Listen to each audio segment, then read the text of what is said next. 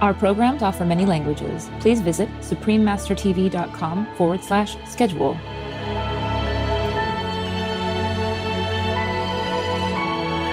It is necessary to insist on the necessity of maintaining unimpaired and of perpetually cultivating the healthy attitude of mind, which is required from the distinguishing of truth from illusion. Please continue watching for the reflective spiritual insights of Dr. Rudolf Steiner, vegetarian.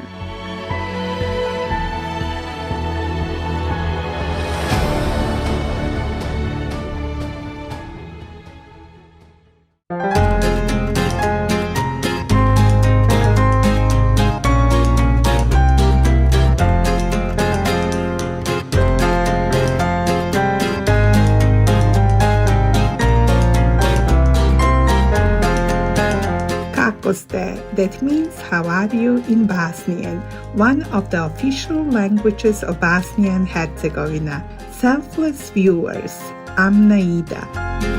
The charismatic people of Bosnia and Herzegovina send you love and warmth. May your souls be free and shielded by the mighty wing of God.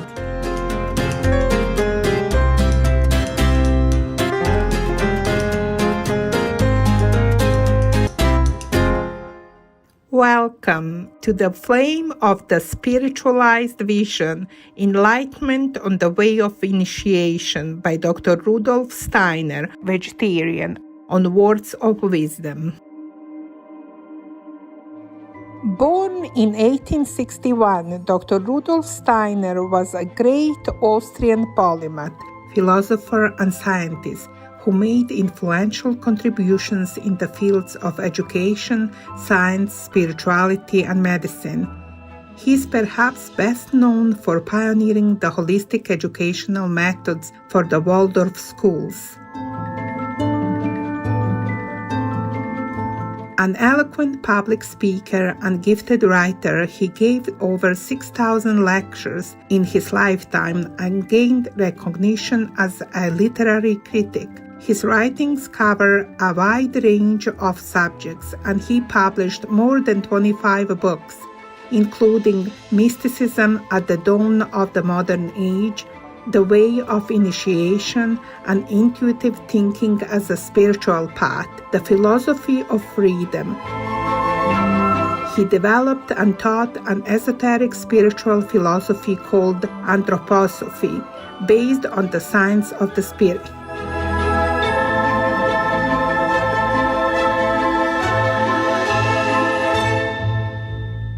Today we have the opportunity to read a selection from the profound works of Dr. Rudolf Steiner in his book, The Way of Initiation.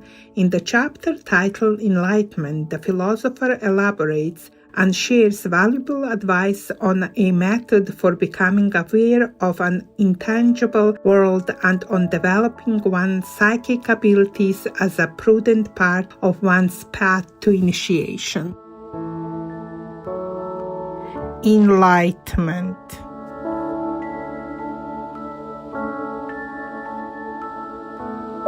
Particular stress must be laid on the importance of feeling with intensity that which one thinks. In calmness of mind, a single thought must be vitally experienced within oneself to the exclusion of all disturbing influences. Sufficient time must be taken to allow the thought and the state of feeling connected therewith to become, as it were, embedded in the soul.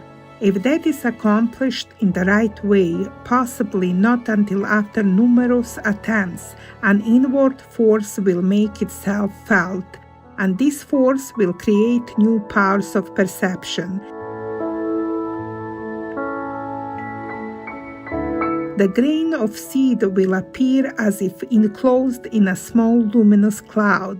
The spiritualized vision of the student perceives it as a kind of flame. This flame is of a lilac color in the center, blue at the edges. Then appears that which one could not see before, and which was created by the power of thought and feeling brought into life within oneself. That which was physically invisible, the plant which will not become visible until later on, has there revealed itself to the spiritual eye.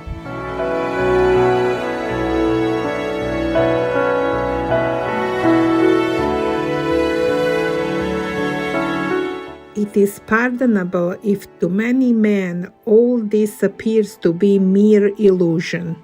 Many will say, what is the value of such visions or such hallucinations? And many will thus fall away and no longer continue to tread the path.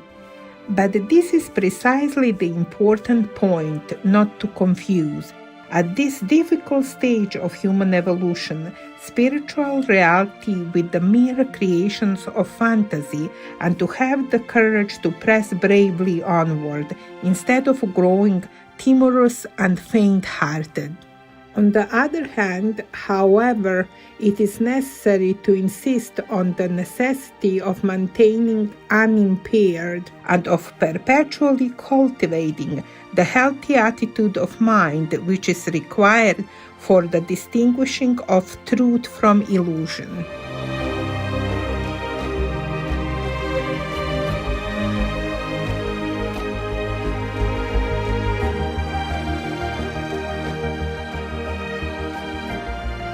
Never during all these exercises must the student surrender the fully conscious control of himself.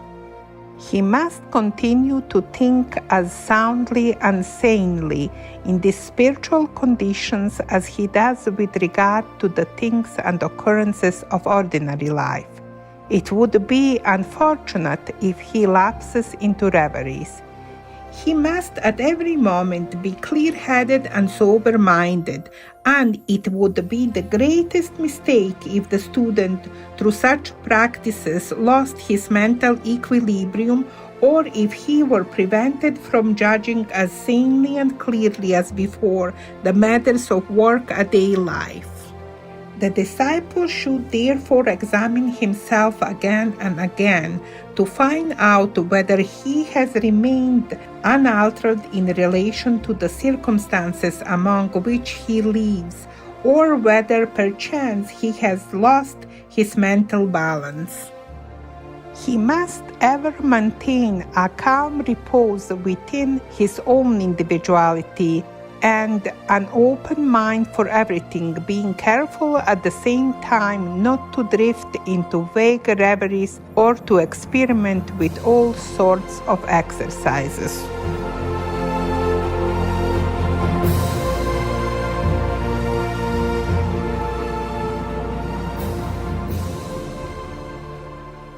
The lines for development here indicated belong to those which have been followed and whose efficacy has been demonstrated in the schools of occultism from the earliest ages, and none but such will here be given. Anyone attempting to employ methods of meditation devised by himself or which he may have come across in the course of promiscuous reading will inevitably be led astray and will lose himself in a boundless morass of incoherent fantasies. A further exercise which may succeed the one described above is the following. Let the disciple place himself in front of a plant which has attained the stage of full development. Now let his mind be absorbed by the reflection that the time is near at hand when this plant will wither and die. Nothing, he should say to himself, nothing of what I now see before me will endure, but this plant will have evolved seeds which in their turn will grow into new plants. Again, I become aware that in what I see, something lies concealed which I cannot see. I will fill my mind wholly with the thought that this plant form with its colors will cease to be. But the reflection that the plant has produced seeds teaches me that it will not disappear into nothing. That which will prevent this disappearance, I can at present no more see with my eyes than I could originally discern the plant in the grain of seed.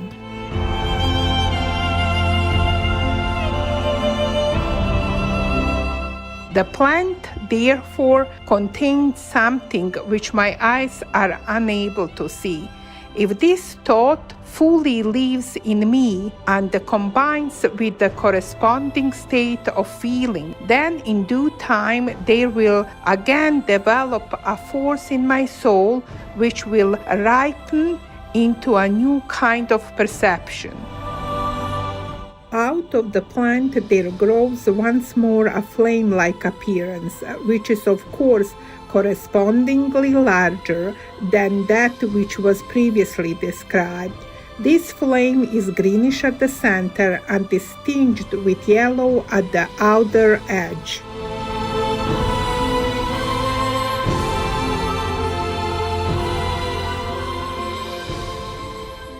He who has won this vision has gained greatly, inasmuch as he sees things not only in their present state of being, but also in their development and decay. He begins to see in all things the spirit, of which the bodily organs of sight have no perception, and he has taken the initial steps on that road, which will gradually lead him to the solution by direct vision of the secret of birth and death. To the outer senses, a being begins to exist at its birth and ceases to exist at its death. This, however, only appears to be so because these senses are unable to apprehend the concealed spirit. Birth and death are only for these spirit transformations, just as the unfolding of the flower from the bud is a transformation enacted before our physical eyes. But if one desires to attain direct perception of these facts, one must first awaken the spiritual vision by the means here indicated.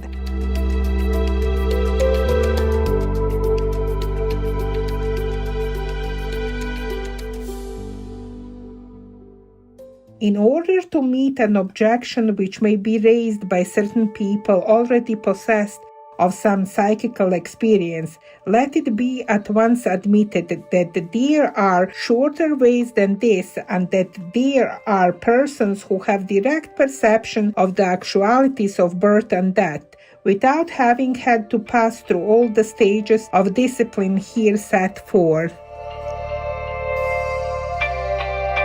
There are also human beings endowed with high psychical faculties, to whom only a slight impulse is necessary for the developing of these powers. But they are exceptional, and the methods described above are safer and are capable of general application. Similarly, it is possible to gain some knowledge of chemistry by special methods, but in order to make safer the science of chemistry, the recognized reliable course must be followed.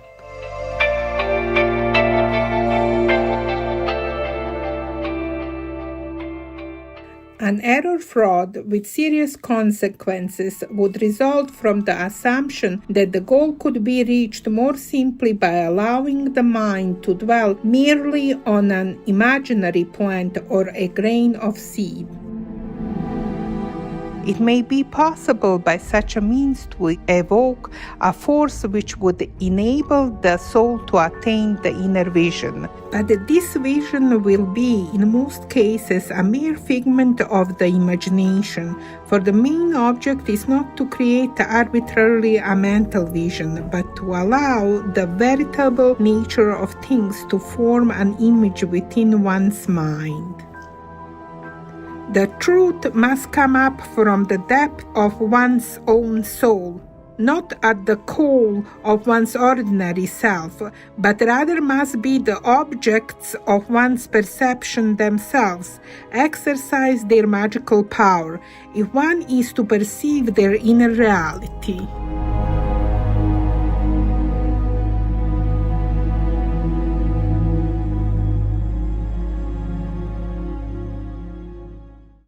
Insightful viewers, we thank you for your kind presence for today's Words of Wisdom. Please join us again tomorrow for part 2 of this program. Coming up next is on Manja Free Vegan, presented by Chef Ayaba Galba's Vegan, part 1 of 2, right after noteworthy news. Please stay tuned to Supreme Master Television for more uplifting programming. May we all be united and attuned to the endless beauty of the higher spheres in God's blessings.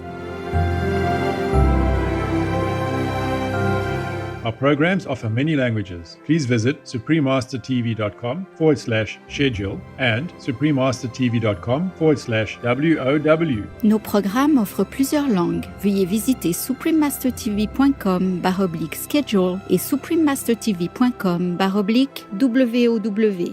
Nuestros programas ofrecen varios idiomas. Visiten suprememastertv.com/schedule y suprememastertv.com/WOW. Acara kami menyediakan banyak bahasa. Silakan lihat suprememastertv.com/schedule dan suprememastertv.com/WOW.